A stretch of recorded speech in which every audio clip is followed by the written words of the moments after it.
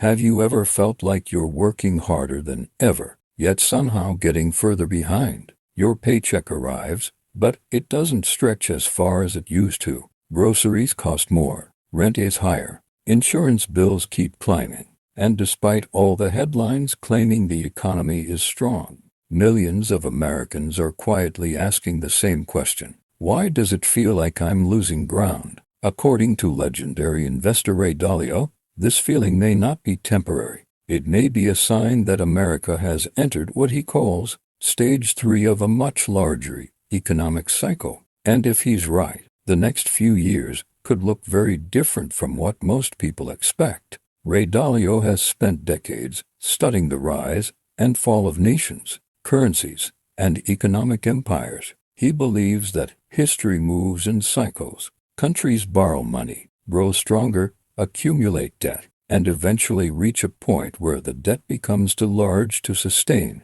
When that happens, the system begins to change, not overnight, but gradually, then suddenly. Dalio argues that the United States is now approaching one of those critical turning points. To understand stage 3, we first need to understand how debt cycles work. In the early stages, borrowing is productive. Governments borrow to build infrastructure.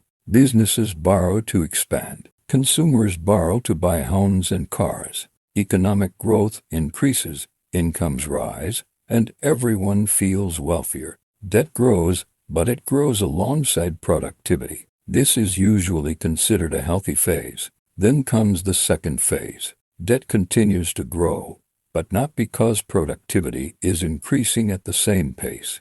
Governments start borrowing more to fund spending. Consumers rely more heavily on credit. Businesses use debt not only to invest but also to buy back shares and boost stock prices. The economy still appears strong, but cracks begin forming beneath the surface. The debt burden slowly becomes heavier. According to Dalio, America has already moved beyond these early phases. The country now carries tens of trillions of dollars in federal debt. Interest payments alone are becoming one of the largest expenses in the federal budget. Every year more money must be borrowed simply to pay for previous obligations. This is where stage 3 begins. Stage 3 is the phase where debt levels become so large that policymakers face increasingly difficult choices. They can cut spending, raise taxes, borrow even more money, or create more currency. None of these options are politically easy. Each one creates winners and losers. Each one introduces new risks. What makes stage 3 especially important is that most people don't notice it immediately. Life continues. Stores remain open. Stock markets may even hit new highs. Yet beneath the surface, financial pressures build steadily. The system becomes more fragile. Small problems start creating larger consequences. One reason Americans feel poor today is because of inflation. Inflation isn't just a statistic reported on television. It's the invisible force that reduces purchasing power. When prices rise faster than wages, people lose financial ground. They may earn more dollars, but those dollars buy less. Dalio has repeatedly warned that excessive debt often leads governments toward policies that increase inflationary pressures. Imagine receiving a 5% raise at work. At first, that sounds great, but if your living expenses rise by 8%, you've actually become poorer in real terms. This is exactly what many households have experienced. Their incomes increased, but not enough to keep pace with rising costs. The result is frustration, stress, and a growing sense that something isn't working. Housing provides another example. For decades, homeownership was considered a cornerstone of the American dream. But today, many young families find themselves priced out of the market. Mortgage rates remain elevated compared to the ultra-low levels people became accustomed to. Home prices remain historically high. Monthly payments have surged. As a result, many Americans who once expected to buy homes are now delaying those plans indefinitely. Dalio believes that widening wealth gaps are another symptom of this stage. When central banks inject liquidity into financial markets, Asset prices often rise. Stocks rise. Real estate rises. Investment portfolios grow. Those who already own assets benefit significantly. Those who rely primarily on wages do not experience the same gains. Over time, the gap between asset owners and non-owners widens. This creates a dangerous dynamic. People begin living in what feels like two different economies. One group sees record portfolio values and rising net worth. Another group struggles with rent, food costs, and debt payments. The economic data may appear healthy overall, but the lived experience becomes increasingly divided. History shows that periods like this often create social tension. Citizens begin questioning institutions. Political polarization intensifies. Economic debates become more emotional. People search for explanations and solutions. According to Dalio, these social dynamics are not separate from financial cycles.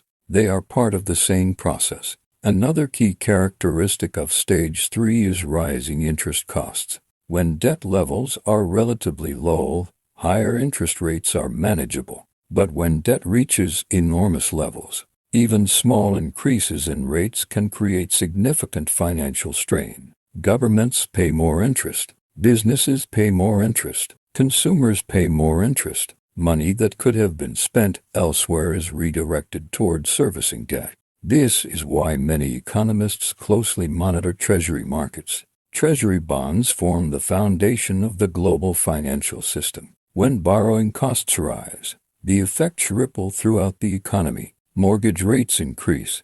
Business loans become more expensive. Credit card interest rises. Financial conditions tighten. Dalio often emphasizes that debt itself is not the problem. The problem occurs when debt grows faster than income. Eventually, the math becomes difficult to ignore. Borrowers spend more resources servicing old obligations and less on future growth. Productivity slows. Economic flexibility declines. One of the biggest concerns today is that America's debt trajectory continues moving upward. Deficits remain substantial. Spending commitments continue expanding. Political leaders from both parties face pressure to address immediate concerns while avoiding painful adjustments. This creates incentives to postpone difficult decisions, but history suggests that delaying adjustments rarely makes them easier. The longer imbalances persist, the larger they tend to become. Eventually, policymakers face choices that would have seemed unthinkable years earlier. Dalio's research into historical empires reveals recurring patterns. Whether studying the Dutch Empire, the British Empire, or other major powers, he found that excessive debt often coincided with periods of decline. That doesn't mean collapse happens overnight. Powerful nations can remain influential for decades,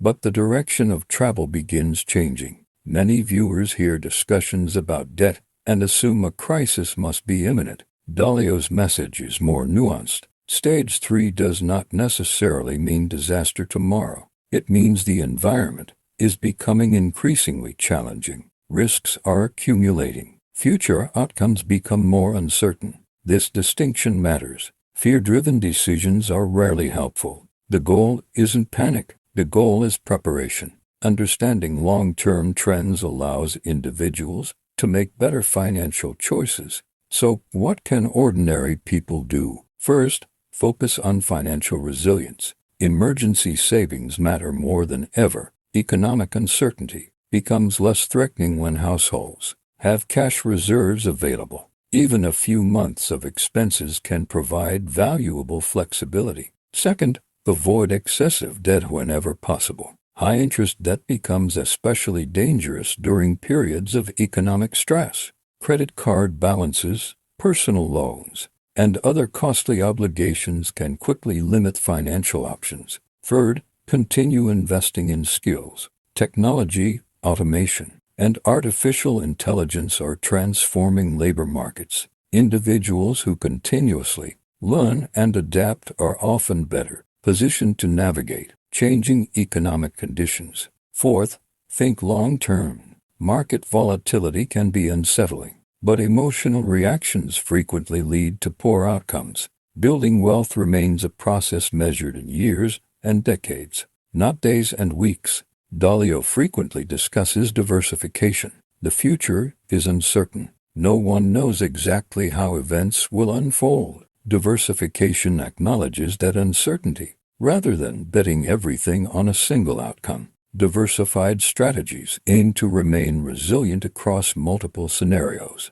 Another important lesson involves understanding real wealth. Many people focus exclusively on income, but true financial security depends on assets, cash flow, savings habits, and financial discipline. Two households earning identical incomes can experience dramatically different outcomes, depending on how they manage resources. Stage 3 also forces people to reconsider assumptions. For years, many Americans assumed interest rates would remain low indefinitely. Others assumed housing prices could only rise. Some believed government debt would never become a serious concern. Economic cycles challenge these assumptions. The reality is that every generation experiences turning points. Conditions that seem permanent often change. New opportunities emerge. Old strategies become less effective. Adaptability becomes one of the most valuable traits a person can possess.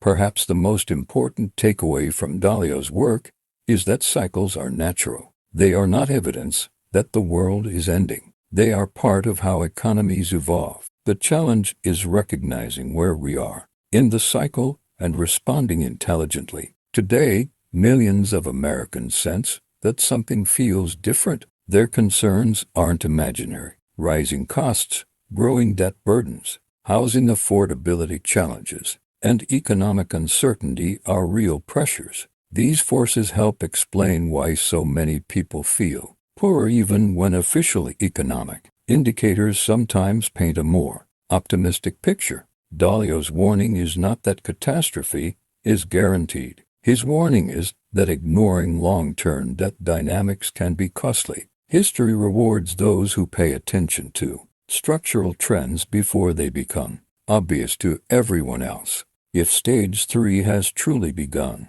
the next decade may require greater financial discipline, smarter decision-making, and a deeper understanding of economic realities than many people have needed in the past. Those who prepare may not avoid every challenge, but they will likely be in a stronger position to navigate whatever comes next. And that's the question every American should be asking right now. If the rules of the economic game are changing, are you prepared for what comes next? Because, according to Ray Dalio, the biggest risk isn't that Stage 3 has begun. The biggest risk is that most people won't realize it until it's too late.